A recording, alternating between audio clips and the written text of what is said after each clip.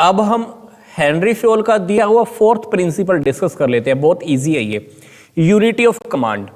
इसको हम हिंदी में कहते हैं आदेश की एकता। एक एग्जाम्पल के थ्रू समझ लेते हैं। मान लीजिए आपके स्कूल या कॉलेज में दो प्रिंसिपल्स हैं। अब पहला प्रिंसिपल टीचर्स को कहेगा कि मेरी बात मान, दूसरा प्रिंसिपल कहेगा कि मेरी बात पहले मान। अब सोचकर देखो कि उन दोनों प्रिंसिपल्स की वजह से क्या होने वाला है। एक तो टीचर्स की आपस में नहीं बनने वाली, दूसरा उन टीचर्स के मन में डर भी रहेगा कि कौन से प्रिंसिपल की बात पहले मानी जाए, पहले प्रिंसिपल की या दोनों प्रिंसिपल दूसरे प्रिंसिपल की।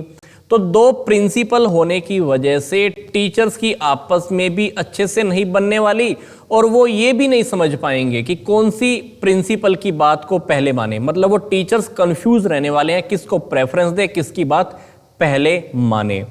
तो यूनिटी ऑफ कमांड के अकॉर्डिंग हेनरी फ्योल ने यही कहा है, an individual employee should receive orders only from one superior. एक पर्सन को एक वक्त पर एक ही बॉस से या एक ही सुपीरियर से ऑर्डर रिसीव होने चाहिए, और जिस पर्सन से हमें ऑर्डर रिसीव हुए हैं हमको जवाब भी उसी को देना है। हम रियलिटी में उसी के लिए ही रिस्पॉन्सिबल हैं। तो यहां पर एक सिंपल सी बात है, हमको एक वक्त पर एक ही बॉस से ऑर्डर रिसीव होने हैं और हमको उसी के प्रति ही रिस्पॉन्सिबल होना है। यहां पे एक ग्राफ देख लेते हैं। मान लीजिए यहां पर एक ही बॉस है।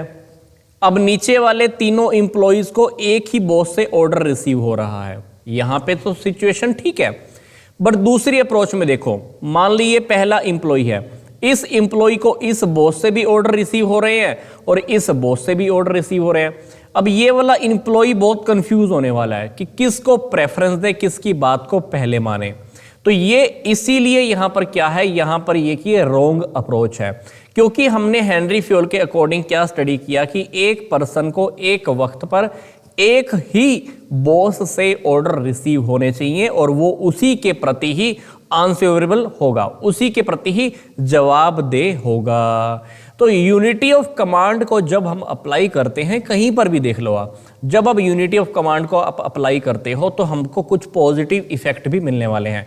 पहली बात, जो इंप्लॉइज हैं, जो टीचर्स हैं, उनके बीच में कंफ्यूजन नहीं होगी, उनकी एफिशिएंसी इंक्रीज होने वाली है। जो बॉस होगा, जो सुपीरियर होगा ना, उसकी भी एफिशिएंसी इंक्रीज होने वाली है।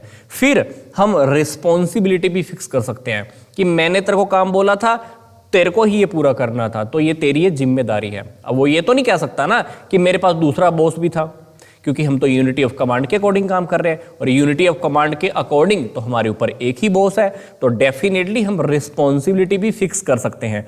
बट अगर हम यूनिटी ऑफ कमांड को अप्लाई नहीं करते, इसको हम हटा देते हैं, तो क्या होगा, कंफ्यूजन होने वाली है, एफिशिएंसी हमारी रिड्यूस हो जाएगी, सुपीरियर्स की भी और सबऑर्डिनेट्स की भी। कॉन्फ्लिक्ट होंगे, मतलब सबके आपस में लड़ाई झगड़े बने रहेंगे, थिंकिंग मैच नहीं होगी, रिस्पॉन्सिबिलिटी आप फिक्स नहीं कर पाओगे, अव्यवस्था का बोल चला रहने वाला है, मतलब सब कुछ गड़बड़ गड़बड़ सा हो जाएगा। तो ये सब सिचुएशन हमारे साथ रहने वाली है। इसलिए हेनरी फ्योल ने बोला कि यूनिटी ऑफ कमांड के अकॉर्डिंग काम करो। एक वक्त पर एक एम्प्लॉय को एक ही बॉस से ऑर्डर रिसीव होने चाहिए, और वो उसी के प्रति ही क्या होने वाला है, रिस्पॉन्सिबल हम उसको कंसीडर करने वाले हैं। तो ये है हमारा कौन सा प्रिंसिपल, यूनिटी ऑफ कमांड का।